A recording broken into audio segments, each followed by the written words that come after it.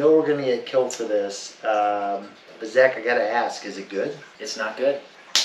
Cheers to Cheers. Our inaugural tasting. What is the benchmark bourbon for under $50 bourbons that you have to at least be better than to be considered good? I think we both came up with Eagle Rare, right? That was kind of a no-brainer for us. And I feel like Eagle Rare is something that a lot of people know. Yeah, absolutely. It hits all the marks, and it's important to note, not just good for the price point, because I think every bourbon we're going to try in this tasting is good, but actually good. Not just good value, but legitimately the juice is good. I'm going to kind of control the blind. I'm going to give a little bit of the notes and my thoughts about the bourbon, perhaps. Just to add a little bit of flavor. I'm not going to tell you what the bourbon is or how much it costs, but just give you a little context, and then you're going to give your kind of honest feedback. And I poured us each just a little tasting of the Eagle Rare. And maybe you can tell our viewers what we're going to be grading each bourbon off of. We have total points of 18. What we're basing that off of is nose, which can be 5 points at the max. Taste, which can also be 5, finish, which can be 5, and color, which can be 3. So we start with our baseline Eagle Rare. Here we go. Nose is hitting every marker. The caramel, the vanilla, a little bit of toasted oak on there, but really just strong to the caramel. That's kind of the notoriety that the Buffalo Trace Distillery has gotten over the years. Is it just kind of sets that standard for what a bourbon should be. Nose, very easy on the nose, I feel like. Something that I could really kind of dip into.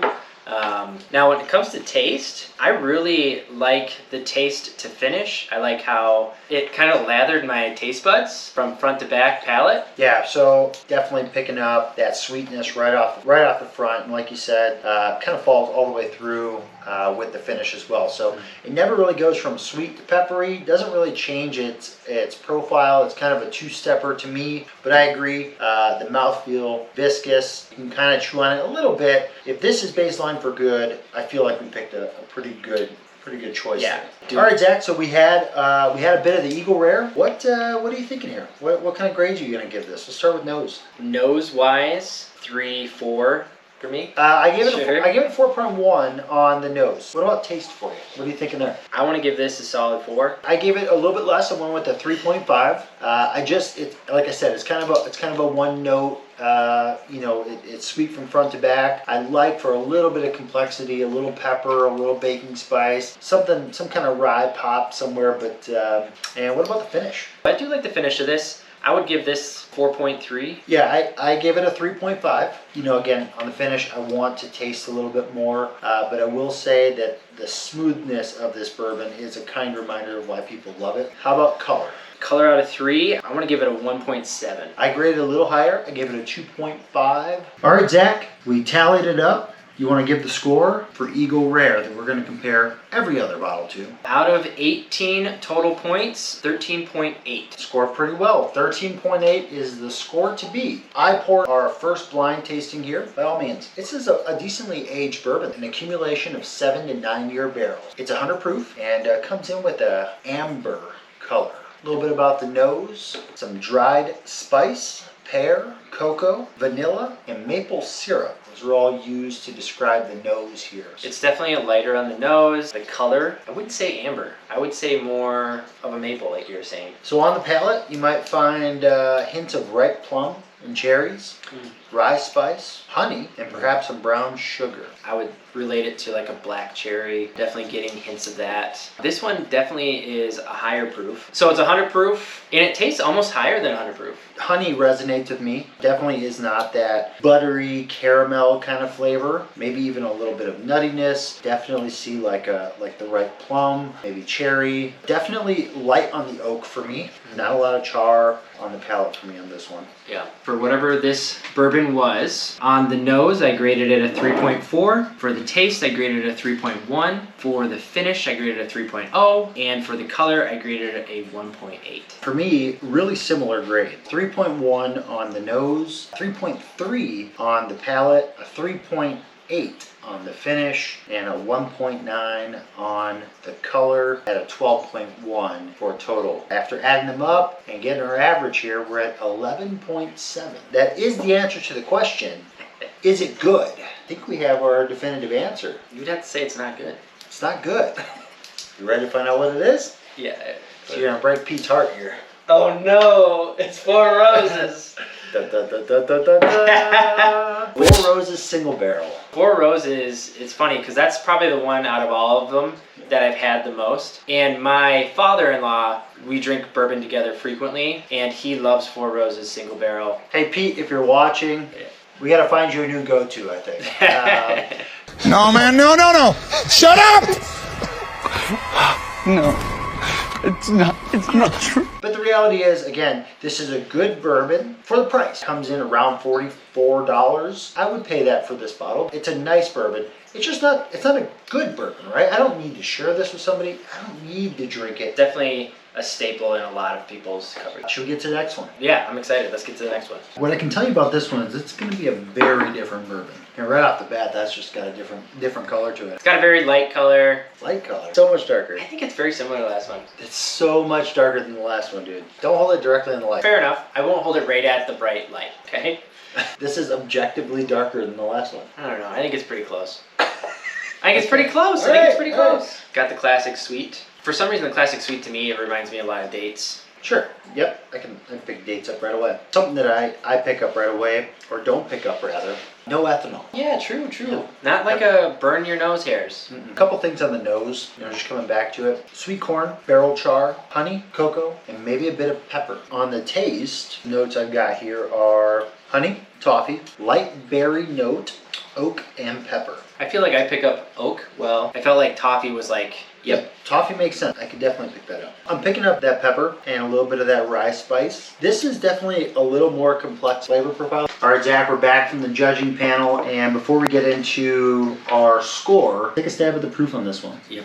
85? It's gotta be under 90. Yeah, it's an 86 proof. Low proof, a lot of flavor, a lot of nose. You probably scored it favorably. You want to talk about it? I enjoyed it for the nose of 4.4, the taste of 4.2, a finish of 3.5, and the color a 2.1. I scored on the nose a 3.0, taste a 3.2, on the finish a 2.8. On the color, I actually graded it the highest, 2.2. So our cumulative is a 12.7. It's not good. So we've got the Jim Beam Twice Barrel. It's our double oak Jim Beam product. Zach, I know you don't know the MSRP or the shelf value for this, but what would you pay for this bottle? I like the full black label. That probably runs $21. Yeah, 22 bucks. For the price, awesome bottle. Just not a good bourbon compared to Eagle Rare.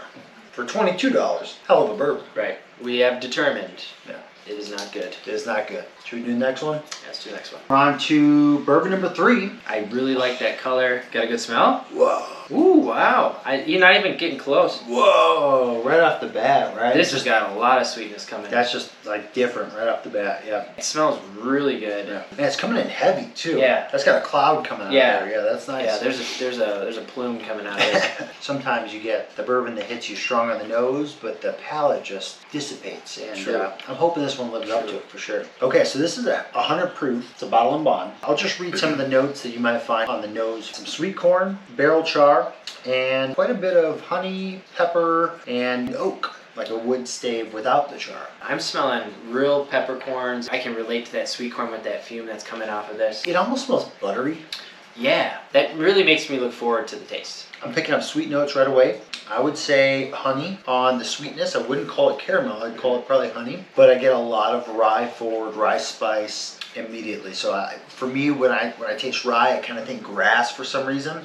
I definitely pick up some of that grass on the finish. The results are in. The results are in! The nose. Plume shoots right out of the cup. It was awesome. So I gave that the highest grade of the day, even higher than I graded the Eagle Rare on the nose at a 4.3. As the taste goes, 3.5. I thought it was good. It wasn't great. On the finish, I went with a 3.2. And then on the color, also highest grade of the day at a 2.3. Nose 4.4, taste 4.3, finish 3.9. The color I gave a 2.2. When we added them up, divided by 2, got our average. We got a 14.1. 14.1 compared to Eagle Rare, which is? It's good. Great job, new riff. On to number 4. Got it poured. It's a little bit lighter than the last one for sure. It's hard to come off with something as pretty as the last one. I'm definitely getting a different nose off of this one. It's a 100 proof bottle and bond. For nose, it has a typical sweetness, but I'm thinking It's very floral, fresh, flowery smell. So you want to know something funny? Yeah. The distiller's tasting notes on the nose, Mm-hmm. fresh cut flowers. Oh, interesting.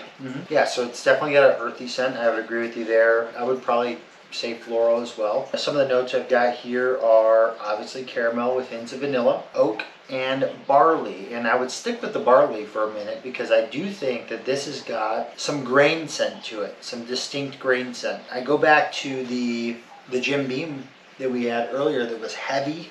It just had a heavy presence on the nose. Yeah. This doesn't really have that. It almost feels the opposite of that. I really like the smell of this one. And I really like it specifically because it's very different from a lot of bourbons that I've smelled. That sharpness is citrus. That's what it is. It almost reminds me of like an orange peel. I got orange peel all day. It smells almost clean to me. What are you picking up on the taste there? I don't want to say pine sol, but I agree. Like I'm getting some pine sol there. Yep. That's exactly what I'm picturing. And it's the color of pine sol. What do we got in here? Not a ton of spice. I thought there was probably more spice on the nose. I was expecting a little more pepper on the flavor, and I didn't get that. I got a little more citrus, I think. If I had to describe this in one word, I would say it's fresh. How about that finish? It's got a nice, abrupt little punch. It doesn't really give me that deep, warm hug feeling. No. Scores are in. What do you think? For the nose, I gave it a 3.0. For the taste, I gave it a 3.1. For the finish, I gave it a 2.8. And for the color, I gave it a 1.5. So I gave this a 3.4 on the nose, a 3.6 on the taste, a 3.1 on the finish, and a 1.9 on the color and appearance. When we average it out, it only comes to an 11.25.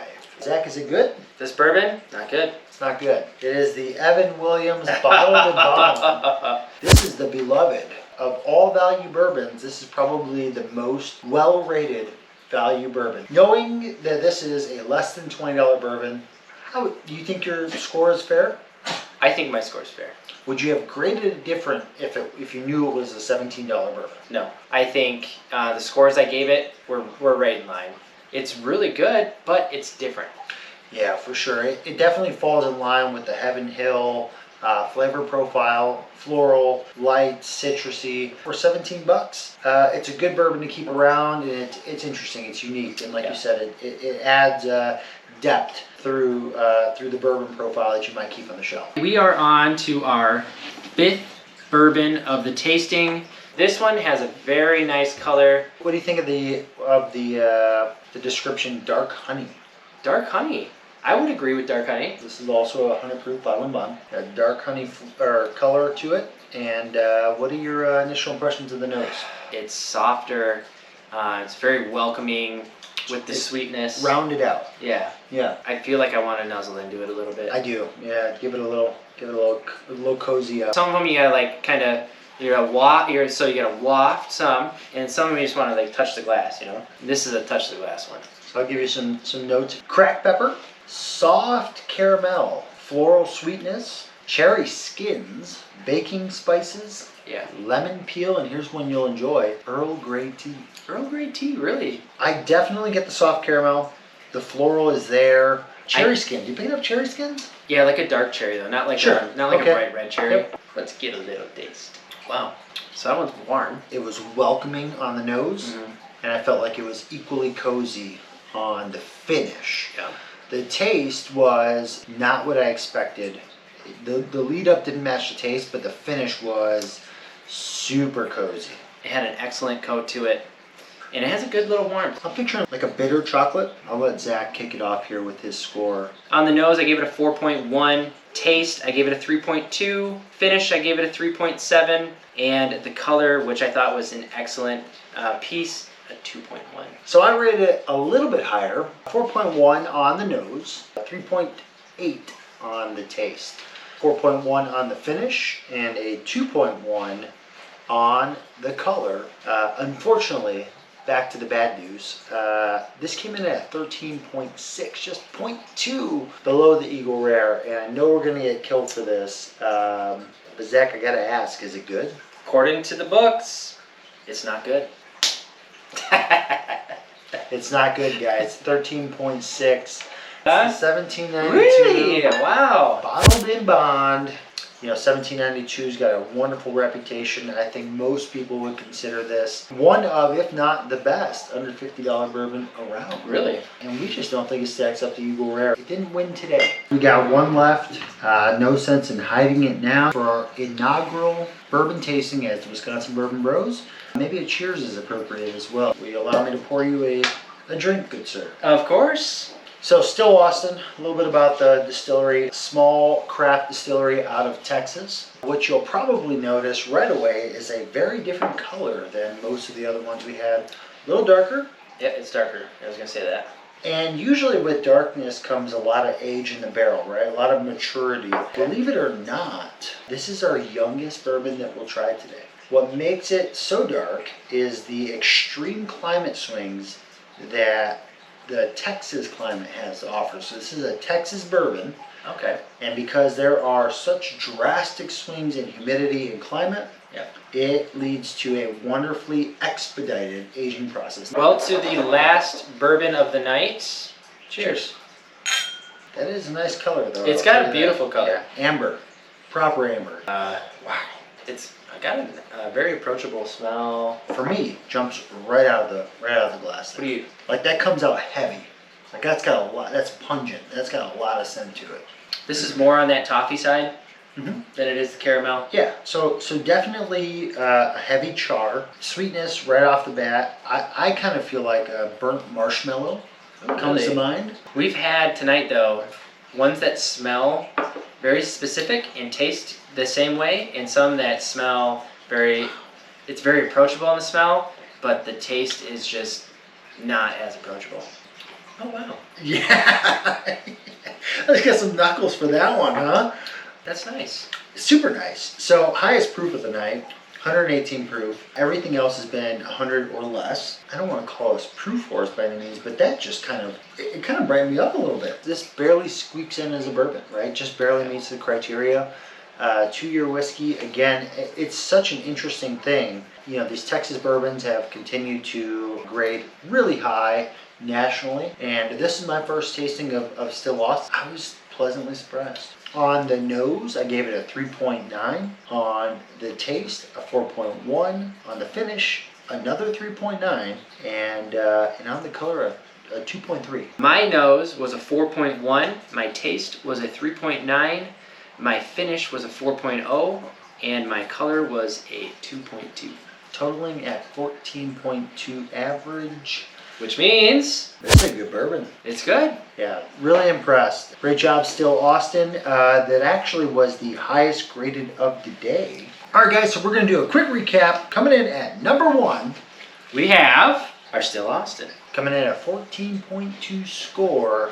And number 2, coming in at 14.1, We have a new riff. New Riff. Coming in at number 3, 13.3 score. We have the 1792. 2. Coming in at number 4, we are at 12.7.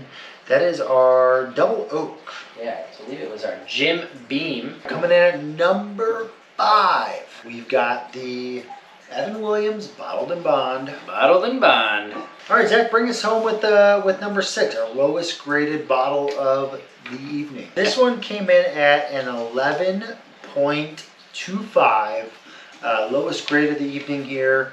This is our Four Roses single barrel. This was fun. Hopefully you guys got some some joy out of this. Maybe some entertainment. Sure. We don't distill, we don't bottle. All we do is drink by hobby, by way of hobby. We're not experts by any means. The only thing that qualifies us is our joy for bourbon. And all we're trying to do is share that with you. We appreciate the